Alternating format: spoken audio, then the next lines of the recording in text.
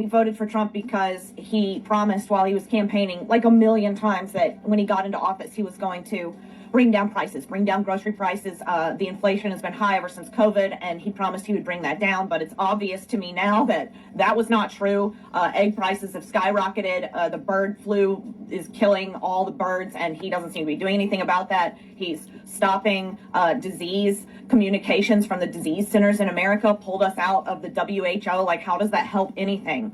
And yeah, all he's been doing is taking away rights and freedoms, or trying to. He's not doing anything about the economy. So yeah, we totally regret our vote at this point. We've had a really tough time here in North Carolina. Half of my house got washed away in Hurricane Helene, and I applied for FEMA assistance and we got approved. But now Trump is canceling FEMA and emergency assistance to people. He's also canceled She voted for cheaper eggs and got her FEMA canceled, her Medicaid cut, and disease centers shut down while bird flu is ripping through the country. That's not a presidency, that's a prank show with real consequences. But catch what she said. We totally regret our vote at this point. At this point, meaning there was a window where rights getting stripped, the WHO pullout, all of that was fine. It only became a problem when her house flooded, when her benefits got axed. And that's the whole pattern, isn't it? Empathy through personal disaster. Compassion activated only when the fire reaches your door. Every single policy that's hurting her right now was hurting somebody before her, but back then it was somebody else's problem. Hey y'all, so I've been seeing it float around that there are some MAGAs who actually do regret voting the way that they did. And what I have to say about that is good. Because honestly, the more you regret the thing that you've done, the more uncomfortable it is for you to sit with it, the more likely you are to remember this for next time. Maybe you're finally going to admit to yourself, I was wrong. Maybe you're finally going to admit to yourself, other people were right. Maybe you're going to admit to yourself, I made a huge mistake. I never should have done that. Maybe you will finally admit to yourself, I got taken in. I fell for a con. I fell for a con. 6 words and finally some honesty. But the real line was, maybe you'll finally admit you don't care about anyone unless it directly involves you. That is the diagnosis right there. Not the politics, not the party, the fundamental inability to care about something until it bites you. Every community that raised the alarm, immigrants, trans folks, people on food stamps, they were all screaming. And the response was, cry more. Well, who's crying now? Maybe also you will admit to yourself that you don't care about anyone or anything unless it directly involves you.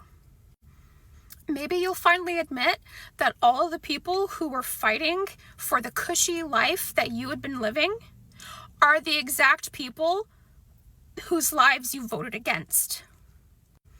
Maybe you'll finally realize how complacent you'd become. And maybe you'll finally realize, yeah, you know what? I actually was/am racist. Maybe you'll finally admit that you had been living with bigotry and racism up until that point, or maybe even now still. And maybe you're going to finally realize that what we're all facing now, you included, is not how we want to live. So yes, good. Regret it. Be uncomfortable. Sit with that, because nobody's going to have any sympathy for you. You're going to sit with that all alone, and you're going to have to face some hard truths. And I really, really hope that this experience changes you for the better. Because honestly, if it doesn't, then you kind of truly are a lost cause. Nobody's going to have sympathy for you. Cold. But where's the lie? For years, anyone who sounded the alarm got called a snowflake, a sheep got told to leave the country. And now those same people are supposed to turn around and offer comfort? She said something crucial though. I hope this changes you for the better. Because regret without change is just self-pity wearing a mask. The question isn't whether you feel bad. The question is what you do next election, next policy, next time someone tells you they're in danger. Do you listen, or do you fall for the next loud mouth with easy answers? Because if the answer is you'll just fall for it again, then yeah, lost cause. Period. Meanwhile, everybody else, what do we get to say? I told you so. So it appears as though the regret is already starting for the Trump supporters, because tell me why. Back in 2016, I had a friend that I am clearly no longer friends with, and her mom started an argument with me in my Facebook comment section the day after Trump got elected back then, telling me, imagine how they felt when Obama was elected. And I said, oh, no, baby. And then I clocked her tea. And let me just tell you guys, young Phoebe didn't play, because why was my first sentence, first of all, why are you 40 arguing with a 16-year-old? And second of all, while we're here, let me present to you all of the ways in which I know more than you. I say this all to say, I opened my phone today and she has sent me an apology 10 years later. And it wasn't quite clear if she was apologizing for the lack of morality or for the fact that she was 40 arguing with a 16-year-old back then. But I politely let her know that maybe reconciliation isn't the best idea right now, because if she thought I was nasty back then, she really shouldn't try talking to me about politics in 2025. Is it happening? Are they seeing the consequences of their actions? A whole decade. 10 years of watching everything unfold exactly how a 16-year-old told her it would. And she finally hit send on that apology. That's gotta sting. And Phoebe said, if she thought I was nasty back then, she really shouldn't try me now. I felt that in my soul. This is happening everywhere right now. Awkward DMs, apology texts, phone calls from that uncle who ruined every holiday since 2016. The receipts are in and they can't pretend anymore. Hey, Mom, do you think that the Republican Party and MAGA are the same thing? Absolutely not. I grew up Republican, voted Republican my entire life, and the leaders that I admired were incredibly respectful of women. They would never weaponize Christianity because they were not hypocristians. They lived their faith. They treated people with different ideologies with respect, not like enemies of the state. They would never raid the Capitol. I don't even recognize that. They handled hard issues, immigration and abortion, but with compassion. And I think because politics wasn't a game show, it wasn't cruelty for claps. What's happening now, that's not the party that I believe in. This is something else entirely. So would you vote Republican again? I don't know that the Republican Party exists anymore. This is MAGA. I will not vote MAGA. Now this hits different. This isn't some young activist. This is a lifelong Republican woman saying she doesn't recognize her own party. And she nailed it with 3 words: cruelty for claps. That's the most accurate description I've ever heard, because that's exactly what it became, right? It stopped being about policy and became about who could be the cruelest, the loudest. A political party turned into a reality show with nuclear codes. When the principled people leave, all you've got left is the cult. And cults don't govern. They consume. My name is Madison Morrison, and until I was 26 years old, I was a part of MAGA. I'm 30 now, so that means I was born in 1995, and I was 6 years old when September 11th happened. I was born and raised in Ohio, and my dad worked at a university. He was a genius, a literal genius, to the point where it hindered a lot of his life and his social aspects. And he fell so hard for the red pill propaganda that I ended up living on about 10 acres of full lockdown. We had cameras everywhere. We ended up having motion detectors at the end. He had cemented his mailbox because he believed the T-ban would come and pew up our mailbox in rural Ohio. I was taught that every man of any race or color that was not my own just wanted to do horrible, degrading, and unaliving things to me.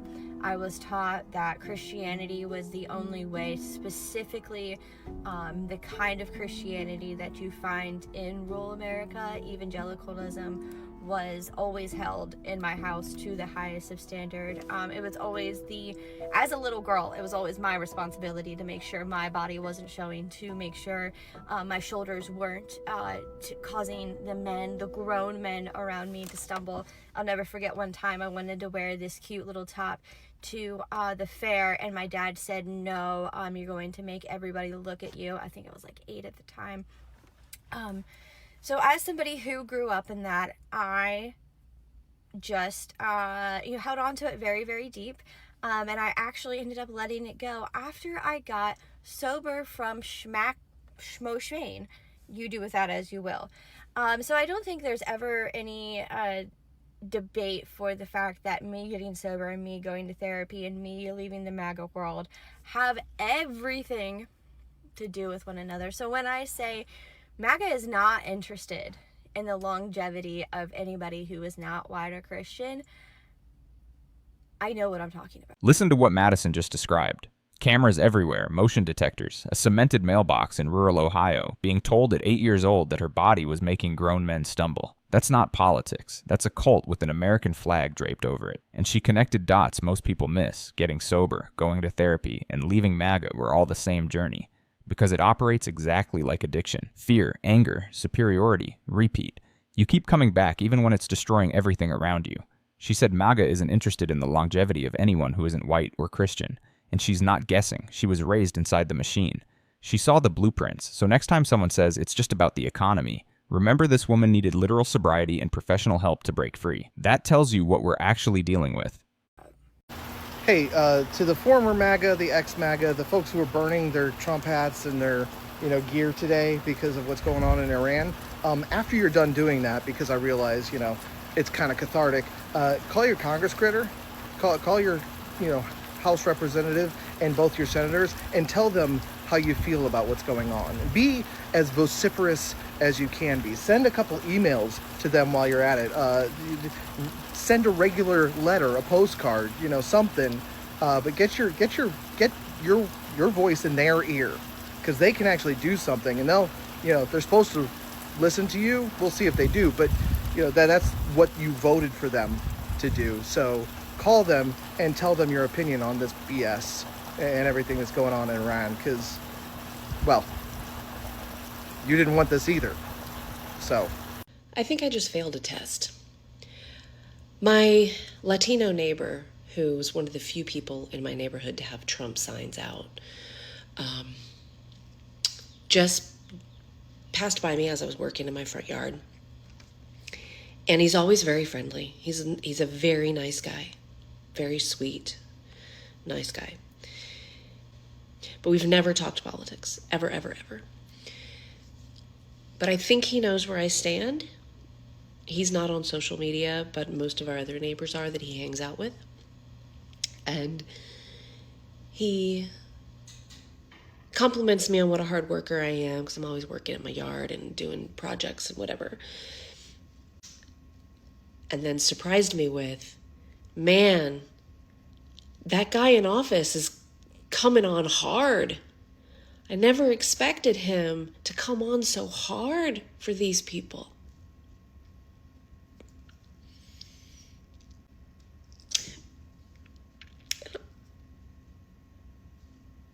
His people, our people. People. He didn't expect him to come on hard on people. So I said, I did. And that's what's frustrating for us. Those of us who knew, those of us who've known for decades, what he did to those kids in New York calling for the death penalty, we knew. We knew he was cruel and selfish. And the only thing he cares about is money and power. So it's really frustrating for us that other people didn't see it. And we all have to deal with it. So my conventional Anglo-Saxon Midwestern background would have told me to be more gracious, to have grace for him at having awareness that he fucked up. But I didn't. And he just said, well, I didn't see it coming. I didn't expect it. How did you not expect it? How is it that the rest of us saw it, saw the signs, and you didn't? And then he told me to have a nice day. Then he went on to work. Happy Independence Day. Whatever the fuck that means. This one's not a TikTok rant, it's a neighbor, face to face in a front yard, saying, I never expected him to come on so hard for his people, our people. And her response was just, I did. 2 words. A whole decade of frustration in 2 words. She brought up the Central Park 5, the death penalty ads, the cruelty that was never hidden. It was always right there, in print, on camera, and people just chose not to see it. He said, I didn't see it coming. She said, how? That question's going to haunt a lot of people. There's some MAGA guy in California that is openly saying that he regrets his vote and wishes that he didn't vote for Donald Trump because his wife got picked up by ICE today. Remember that whole leopards eating your face thing? The MAGA people don't care until it affects them. We keep telling them over and over and over again how much everything that Trump is doing is actually going to impact them negatively. And this is what they voted for without even realizing it. But they literally don't listen until it personally affects them. So many people are going to be speaking out against Trump in the coming months. Project 2025 was out there for everyone to read. We tried to let people know what was actually coming, that Trump was not actually going to save anybody any money. All he did was make promises that sound so good to people, but he had no plans to do any of the things that actually would have made life better for the people who wanted it the most. To the members of my Democratic Party, I want to make something very clear. We stand for inclusion, compassion, and progress. When someone leaves MAGA behind like they are now, which seems to be in droves, it's not just a political shift, it's going to be a very deep transformation for them. We should welcome them with empathy and not judgment. You need to remember that this is what we've wanted this entire time, for them to wake up. And now, due to the Epstein thing, they're waking up, and we have to meet them. Even if we disagree on issues, showing grace to those rethinking their beliefs helps bridge the divide and strengthens our democracy. This is not about excusing their past behavior, because I know a lot of it is unforgivable, but it's about encouraging growth and choosing unity over division. Again, you need to remember that this is what we wanted. This is what we asked for. This is what we prayed for. It's not just morally the right thing to do, it's politically wise. We will win more hearts when we stay true to our values. I know that we all truly want a stronger and more united country, so we need to give them grace and make way for growth, even when we have previously disagreed with them on a lot of things. This is how change happens, and this is how we move forward. Please don't give them a hard time. Please. I am begging you. Okay, so here's the big debate. She's saying, welcome them with open arms. This is what we prayed for. Then another guy's saying, if you think we should just let them back in, you've never been in an abusive relationship. And honestly, they're both right. Yes, we should want people to change, but accountability isn't cruelty. Saying prove it isn't mean, it's common sense. She said, this is what we asked for, what we prayed for. And that's true. But so is the other side. You don't just apologize and waltz back in like nothing happened. Regret without action is just a feeling, and feelings don't fix anything. I'm Derek Doster. I'm from Dresden, Tennessee. I am a former MAGA, used to love Donald Trump, but I failed to see what he really was. After the January 6th events, it changed. I was for Trump the entire time he contested the election because, you know, I always grew up in the Republican household where dead people voting. It's not the case. But what the Republican Party has become, it's become MAGA. It's become Donald Trump. It's his people. No matter what he says, it's the truth. To all these people, and my family included, you know, they're MAGA. They're not Republican. They're not Republican whatsoever. Not what I grew up. Republican Party to me is you hold an extreme level of integrity. You have a solid moral compass. you trust in God and the teachings of Christ, love your neighbor as yourself, the Republican Party that I have been supportive of my entire life is different. So I don't know if you've seen this, but there's a bunch of podcasters and content creators who are now expressing regret for having supported Trump and having voted for Trump. Some of those people actually had Trump on their podcasts and their platforms and lobbed softball questions at him and blew him kisses instead of holding him to account for what he was promising to do, which was mass deportations, which is what he's doing now. So those people are saying they're sorry. And some people are saying that we should just welcome them back. We shouldn't make fun of them. We shouldn't call them out. We should just welcome them back. And I'm here to say that if you're a person who says we should just welcome them back, then you've apparently never been in an abusive relationship. See, an abusive relationship works is that the abuser says they're sorry, and you say, okay, and then you welcome them back, and they abuse you again. We don't do that. So if you are sorry for having voted for Trump or having platformed Trump and having given him no pushback at all and having welcomed him on your podcast, then now's the time you prove to us that you're sorry by working on yourself and changing your behavior and then making an amends to the world for what you did that was wrong. You don't just apologize and get to come back. That's not how that works. But I guess if you're the kind of person who says we should welcome them back, good for you for having never been in an abusive relationship. We're not all that privileged.